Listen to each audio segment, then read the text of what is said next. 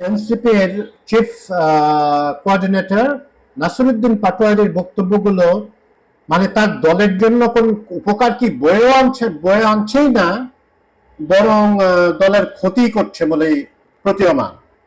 ওনাকে কি কেউ বলেন না যে কি আপনি আপনি কি বললেন, এগুলো এগুলো একটু যাচাই করে দেখেন, অথবা উনি কি ওনার বক্তব্য পরে শোনেন, পড়েন? মনে হয় না।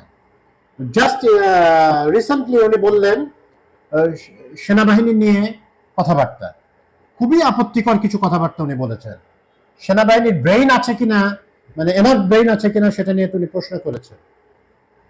পাটোয়ারি সাহেব, সেনাবাহিনীতে ভর্তির প্রক্রিয়াটা বেশ জটিল। অফিসার লেভেলের কথা বাদই দিলাম, সৈনিক লেভেলেও তাদের যথেষ্ট বুদ্ধিমত্তা পরিচয় দিতে হয়। আপনি কোন কনটেক্সটে বলেছেন দ্যাট ইজ এখানে ইররেলেভেন্ট হয়ে গেছে, এবং আপনি আপনার পার্টিকেও আসলে দিনে দিনে ইররেলেভেন্ট বানিয়ে ফেলছেন আপনার কথাবার্তা বলে। আপনার নিজের তো ক্ষতি করছেনই, আপনার দলের অন্যান্য যারা নিষ্ঠাবান কর্মী তাদেরও ক্ষতি করছেন, নেতা কর্মী ক্ষতি করছেন। তো একটা রিগোরাস ট্রেনিং এর মাধ্যমে যেতে হয়। আমি অফিসার একেবারে বাদে দিচ্ছি, সাধারণ সৈনিকদের কথা বলছি যারা পরে এনসিও জেসিও হতে পারে। তাদের ভেতরে যে বুদ্ধিমত্তা এবং কৌশল শিখতে হয়, you have to learn throughout your military career. এনারা কিন্তু যুদ্ধে বেরিয়ে এসেছিলেন শুধু আবেগ সম্বল করে নয়। শুধুমাত্র যদি ছাত্র জনতা যুদ্ধে থাকতেন, 1971-এর কথা বলছি, তাহলে আমাদের বিজয়টা দুঃসাধ্য ছিল।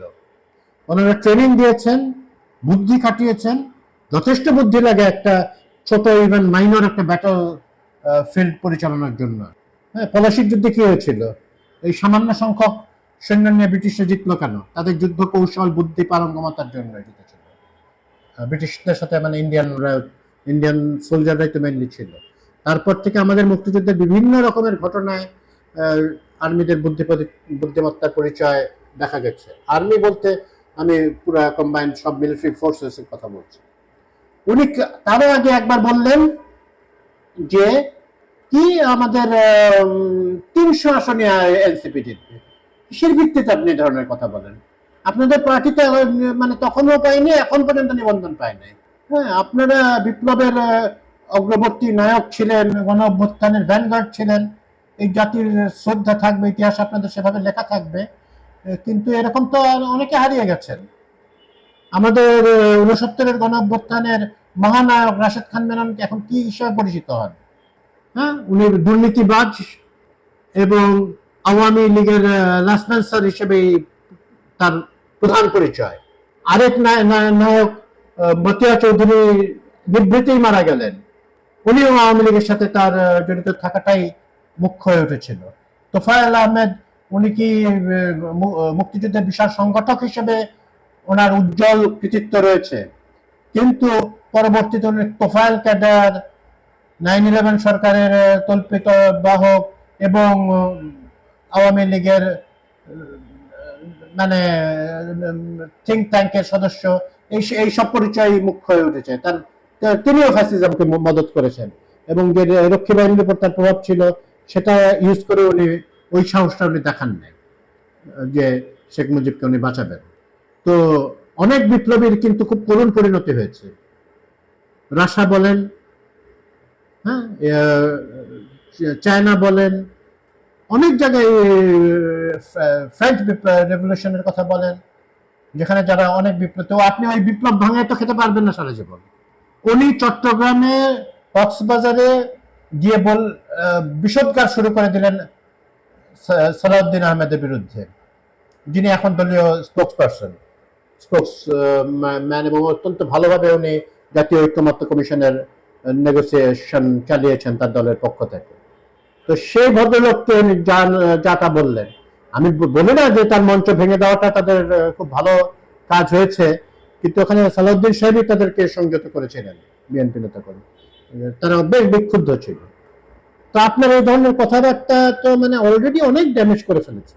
হ্যাঁ, এই দলটি যদি দাঁড়াতে না পারে, এবং এটা সত্য, এটা সত্যের খাতিরে বলতেই হবে, এনসিপির যে জনপ্রিয়তা ছিল কিছুদিন আগ পর্যন্ত, কয়েক মাস আগ পর্যন্ত, এটা অনেকটাই কমে এসেছে। তাদের দলীয় কিছু নেতার কিছু কর্মকাণ্ডের, প্রশ্নবিদ্ধ কর্মকাণ্ডের জন্য।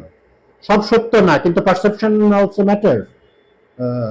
অনেকে সেখানে তো একটা যে মানুষের ধারণাটা সৃষ্টি হয়েছে যেখানে দুর্নীতিবাজ, চাঁদাবাজ ইত্যাদিরা থাকেন।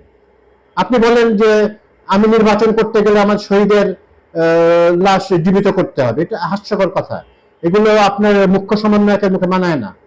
তো আপনার সেই সক্ষমতা আছে পৃথিবীর যে আপনি ইলেকশন করতে বাধ্য করবেন? সংস্কার বিচার এত দ্রুত সম্ভব?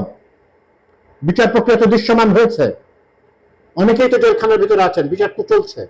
তো আপনারা তো একদিকে এখন ইউনূস সাহেবকেও আপনাদের কেউ কেউ আপনি ডিজোন করা শুরু করেছেন। বিএনপির সাথে কেন, সব সর্ববৃহৎ দল, তার সাথে তো সরকার অবশ্যই করবে, অ্যাডজাস্টমেন্টের চেষ্টা করবে। লন্ডন বৈঠক নিয়েও আপনার মুখে অনেক তির্যক কথাবার্তা শোনা যায়। আমি আশা করি আপনি সংযত হবেন, নাইলে যে যে ড্যামেজ শুরু হয়েছে এটা আর ঠেকানো যাবে না।